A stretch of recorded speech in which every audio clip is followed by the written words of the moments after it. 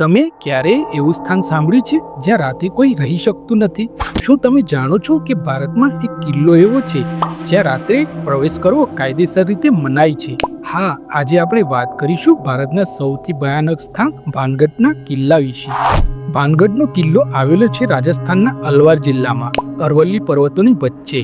આ કિલ્લો 17મી સદીમાં રાજા માનસિંહના ભત્રીજા રાજા મંદોસી દ્વારા બનાવાયો હતો. એક સમયે અહીં સમૃદ્ધ રાજ્ય હતું, સુંદર હવેલી, ભવ્ય મંદિર અને શાહી મહેલ.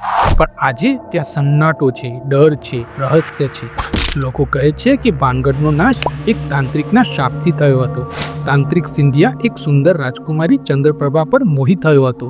તે તાંત્રિક જાદુ કરીને રાજકુમારીને જીતી લેવા માંગતો હતો, પણ રાજકુમારીએ તે તાંત્રિકને ચાલને સમજી લીધી હતી અને તેને મારી નાખ્યો. મરતા પહેલા તાંત્રિકે શાપ આપ્યો હતો, આ આખું શહેર નાશ પામશે. અને કથાઓ કહે છે એ શાપ આજે પણ જીવંત છે. આજે પણ કિલ્લામાં રાતે કોઈ રોકાઈ શકતું નથી. ભારત સરકારના નિયમો અનુસાર કિલ્લો સૂર્યાસ્ત પછી બંધ કરી દેવામાં આવે છે. સ્થાનિક લોકો કહે છે કે રાત્રે અજાણી અવાજો, પડછાયો અને ક્યારેક સ્ત્રીના રડવાના અવાજો પણ સંભળાય છે. તો શું ખરેખર ભાનગઢમાં આત્માઓ વસે છે કે આ બધું એક કલ્પના છે? શાપ હકીકત છે કે ફક્ત એક કથા?